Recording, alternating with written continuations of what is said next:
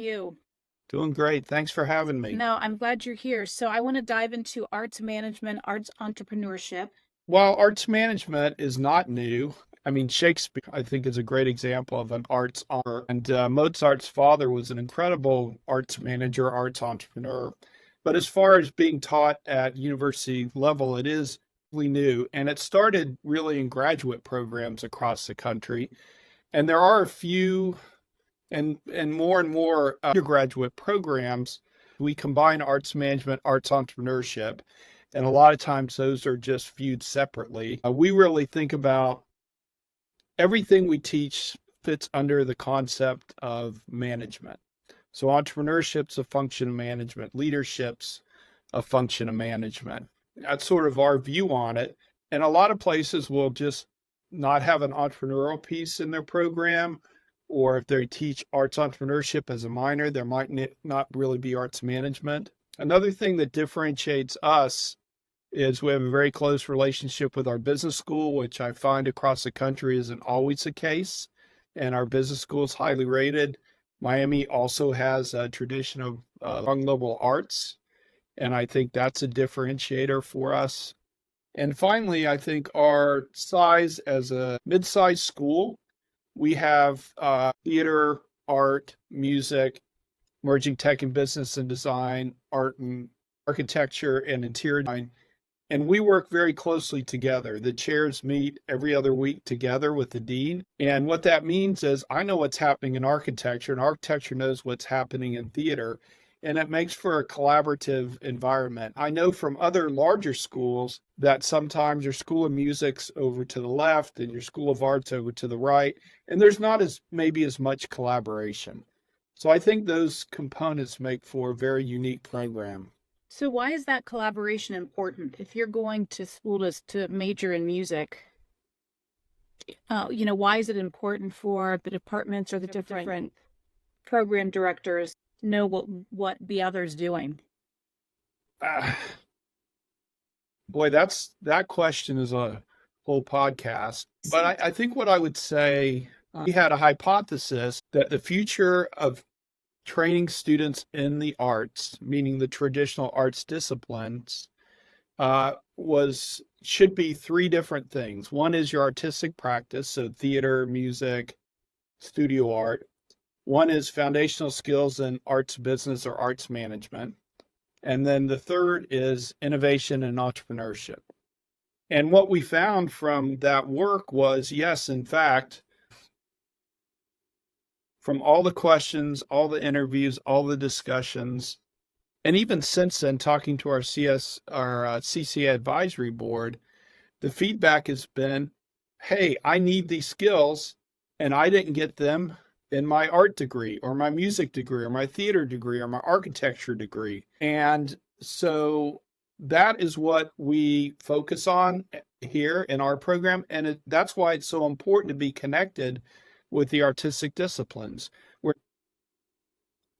We're trying to lead, as arts managers do, we're trying to lead the artistic disciplines. We're trying to move their curriculum, which in some cases is the same in many ways as it was 20 years ago, into the 21st century. In fact, a report came out recently from SNAP, Strategic National Arts Alumni Project, and this is a group that looks at research of alumni that graduate from different arts programs across the U.S.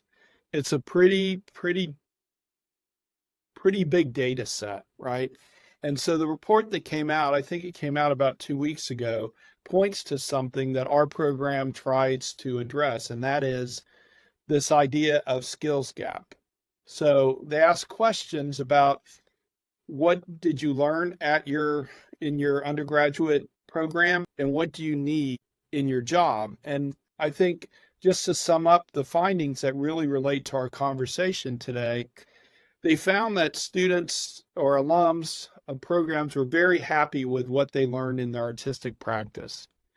What they found also is that students feel like there's a pretty big skills gap in what they learned about business and entrepreneurship. And so what we're doing here is trying to fill that gap. filling that gap means that we have to work closely with the other disciplines, try to help them change curriculum so that students who graduate from Miami, when they answer the survey 5 years down the road, maybe we see that line move a bit. So, I'm sure there are some traditionalists out there that still feel that it's arts for art's sake. I say the arts need to come out of the closet when it comes to that, Yeah. because we need to move past that. And, in the saying that business has no business in art school or an arts department. What do Yeah. you say to that? Especially given the feedback that you're getting from alum, if you want to major in music, shouldn't you just be focusing 100% on honing your craft? There are students, I think, in the world who should spend 100% of their time focused on playing the cello. That is a small subsection of students who study music. Now, we have at Miami, a really good placement rate, like 100% for music educators. So, I think when you talk about, the education in the arts, you have to really look at it sort of on a micro level. But going back to, shouldn't they just, study music? Well, I mean, there are not a lot of opportunities to play the cello, right? There's only a certain number of seats in symphonies or pit bands on Broadway where students can make a living playing the cello. Most artists have a portfolio career so that maybe they play in a symphony, maybe they teach, maybe they play in a pit. If we're talking about musicians, maybe they play weddings. I mean, there's all kinds of things you can do. Well, if you have a portfolio career, you have to manage it, right? It's not like it just happens. I mean, there's that business aspect to it. Even if you're Yo-Yo Ma, for instance, pretty famous musician, he, I'm sure, has managers that help him, but he's a brand, right? He has to manage his brand. And I would guess that he has a lot to say about that. And he probably didn't take business courses. I don't know. But it's certainly helpful for anyone in the arts to understand the world that they're going to work in and understand some of the basic principles that will help them either manage your own career or work in an arts organization. There are a lot of opportunities that students coming into university don't even know exist. We teach them development, which is raising money in the arts.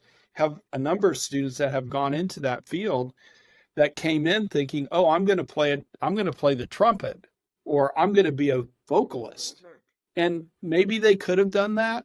I don't know, but they found this other skill set and now they get to work in the arts, but in a different context.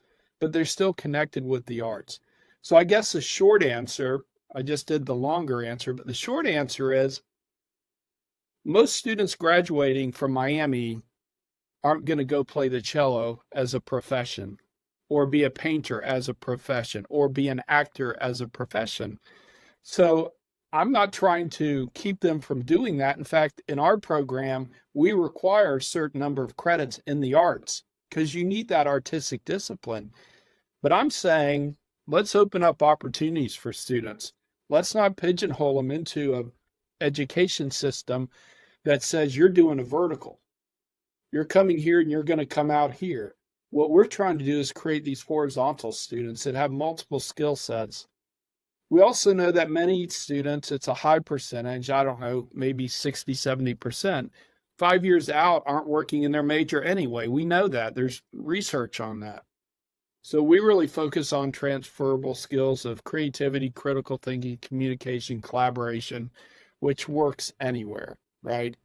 Yeah. So then my thought goes to, well, then why don't you just ship them over to the business school and have them get a business degree? Yeah. So context matters, I think, is part of the answer to that question.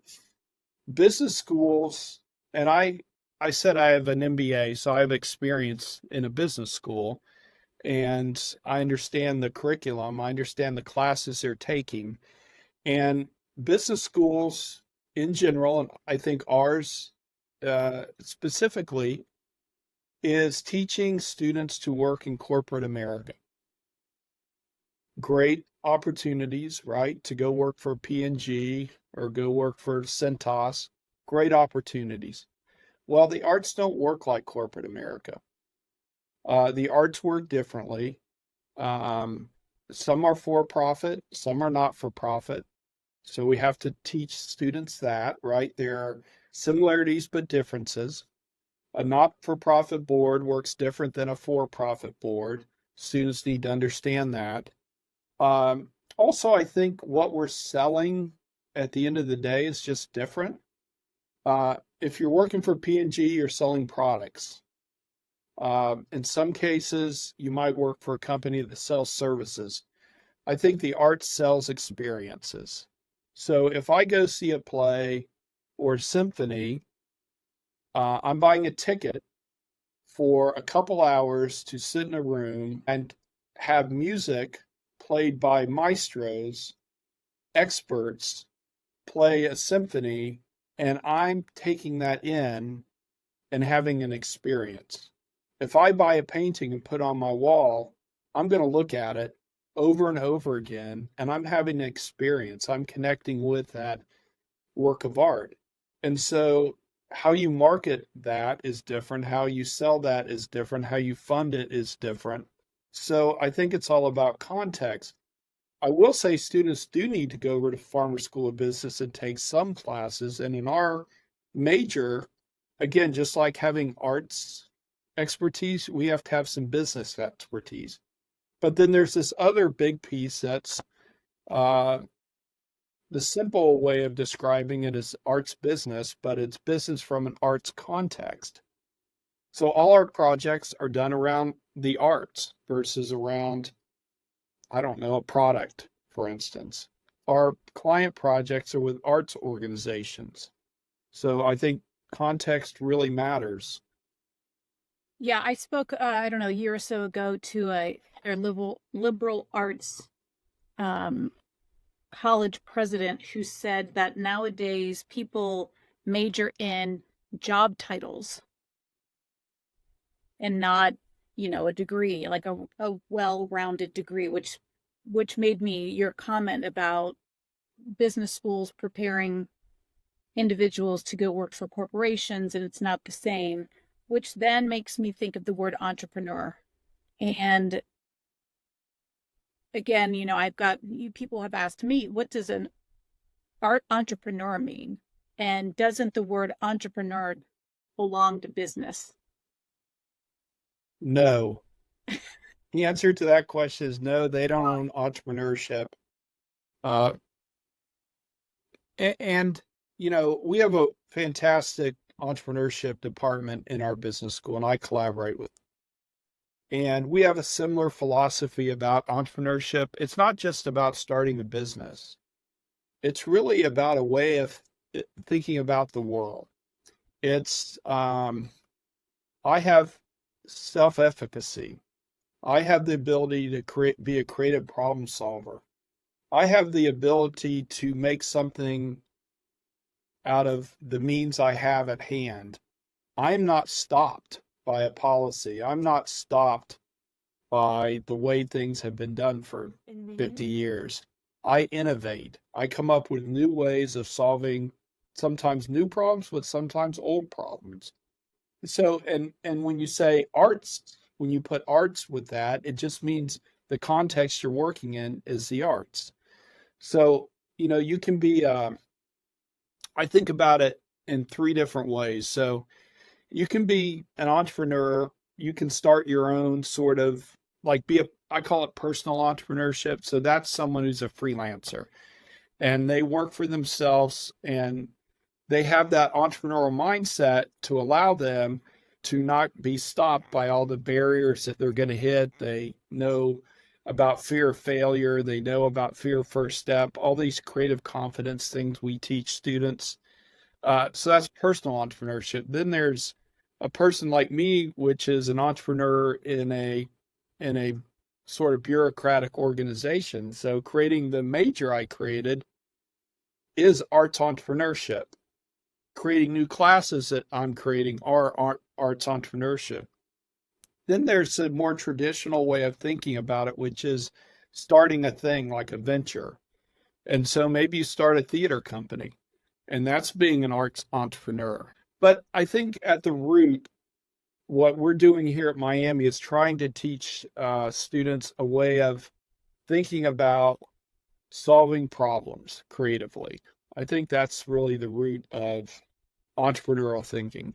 Yeah, and that's good back to my passion about redefining the arts, in that so much we hear of STEM, for the last 20, Yeah. 25 years, right?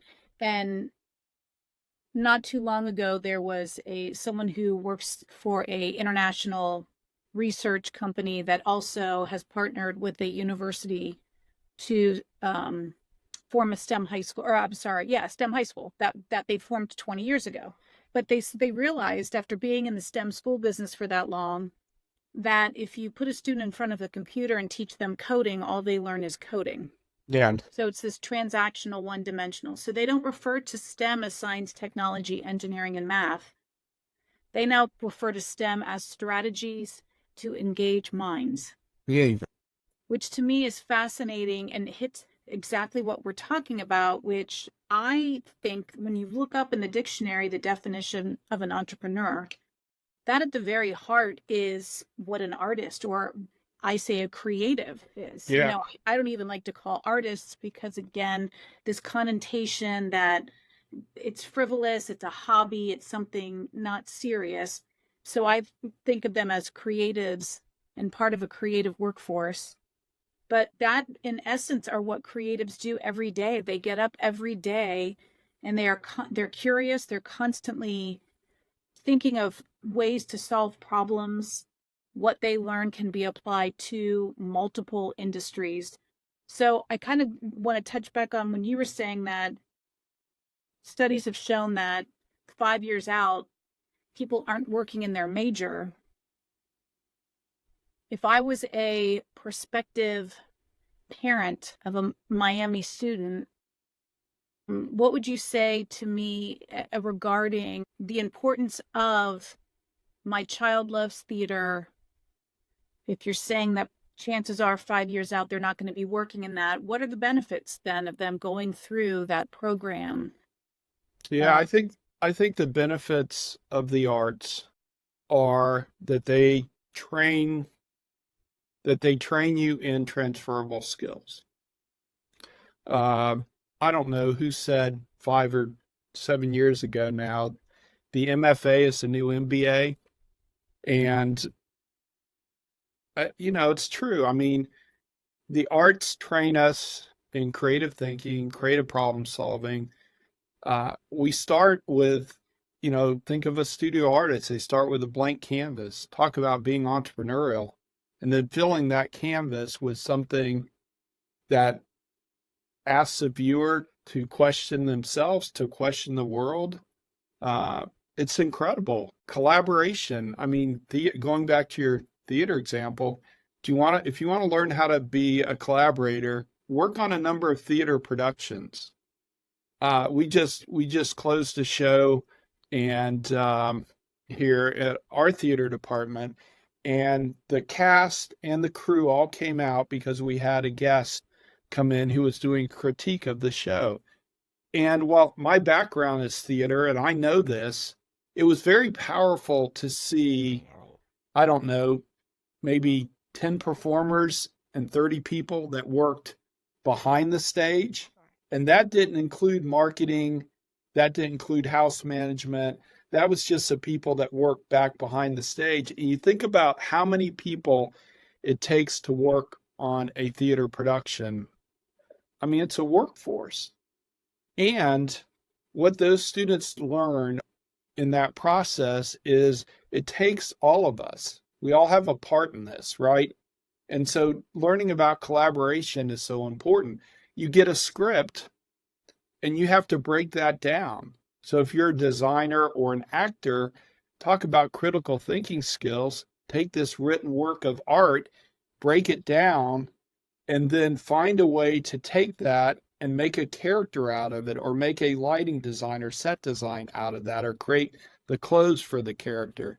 So definitely it teaches critical thinking. And I don't know a better way to learn about communicating than having to communicate. And think of the multiple ways you have to communicate in the arts. So that's what I would say to a parent is, and we know jobs, students that are graduating today in 5 years, there'll be jobs we never thought about. I remember a time, you might, when social media manager wasn't a thing, and boy, now I'm sending a lot of students out, and that's the job they're doing. Um, so I think what we should do is teach students transferable skills and teach them how to learn. And if we do that, we're successful. And I think the arts are really good at doing that. Yeah, it boggles my mind how many studies incite, not only from an educational benefit standpoint, we've seen studies about graduation rates are higher if you're engaged in the arts, school Yeah. attendance is higher, mental health, like, all of these things, but yet from a public policy or from a corporate America standpoint, we still are cast aside, or it's an afterthought, it's an extra. Yeah. Um, and I just don't know what it's going to take for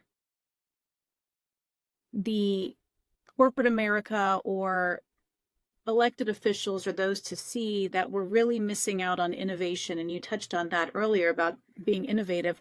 I say you can't be innovative if you're not creative.